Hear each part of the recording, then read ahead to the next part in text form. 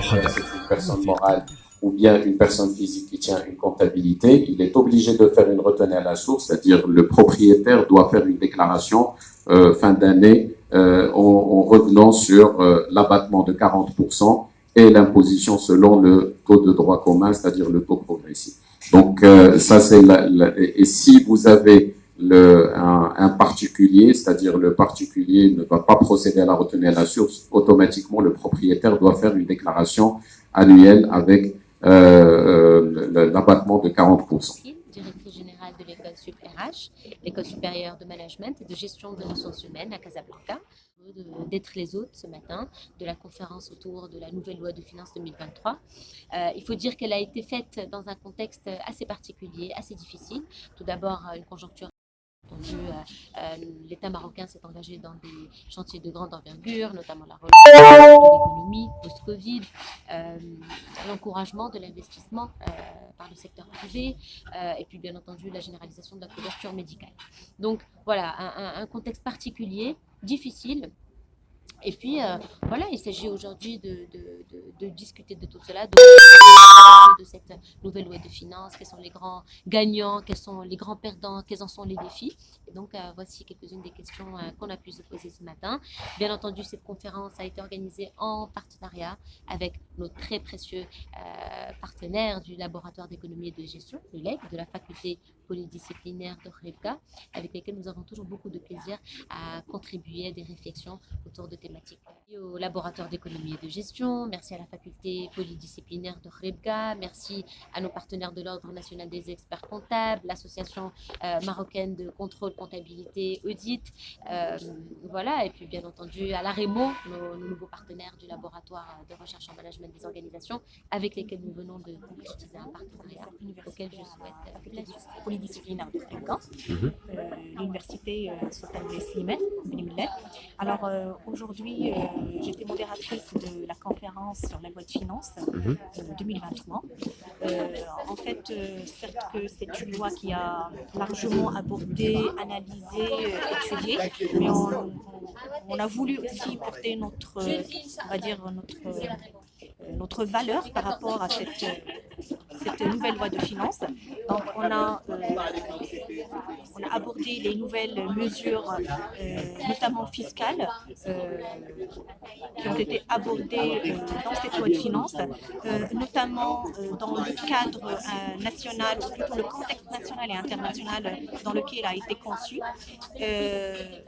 Donc on a accueilli les différents regards de nos différents intervenants par rapport à ces nouvelles dispositions fiscales, notamment par rapport à la loi, par rapport à l'intérêt sur la société et par rapport à l'impôt sur la société et l'impôt sur le revenu, un petit peu sur la TVA.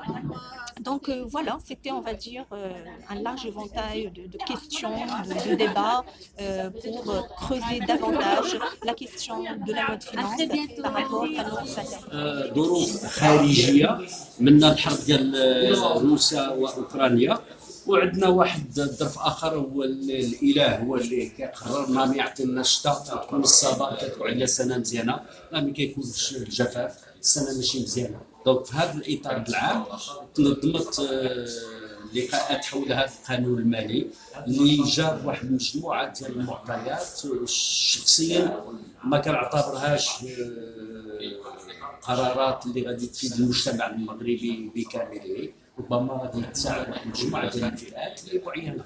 بالنسبه للقرارات الكبرى في الميزانيه راه باقي مازال كنبنيو النظام ديال التمويل على الضرائب، وكما كتعرفوا الضرائب مازال في الاغلبيه الساعه ديالها مبنيه على الاستهلاك، اي فوق ما سند شي حاجه كتدخل الضريبه، والاجور ديال الناس اللي خدامت وصحاب اللي عندهم رؤوس الاموال واللي عندهم الارباح كيخلصوا واحد النسبه قليله في الضرائب ديال التمويل، ما كيساهموش بصفه.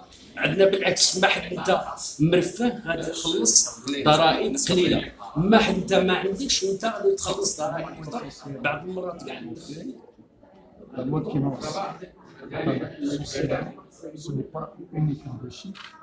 Nous avons eu le plaisir d'assister de la part de certains acteurs aux multiples facettes de la loi de finances ont mis l'accent sur l'aspect technique et l'aspect social laisse à désirer.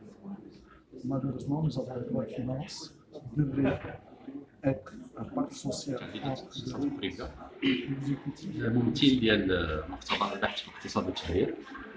إذا هذه الندوة اللي نظمناها اليوم كتدخل في إطار سلسلة ندوات اللي كينظمها المختبر بطبيعة الحال مع الشريك ديالنا. هذه المرة الأولى اللي كنديلوكاليزيو هذه الندوة هذه، كنخرجوها من أفريقيا وكنجيبوها بالدار البيضاء في إطار الشراكة اللي عندنا مع مدرسة شيبيراش.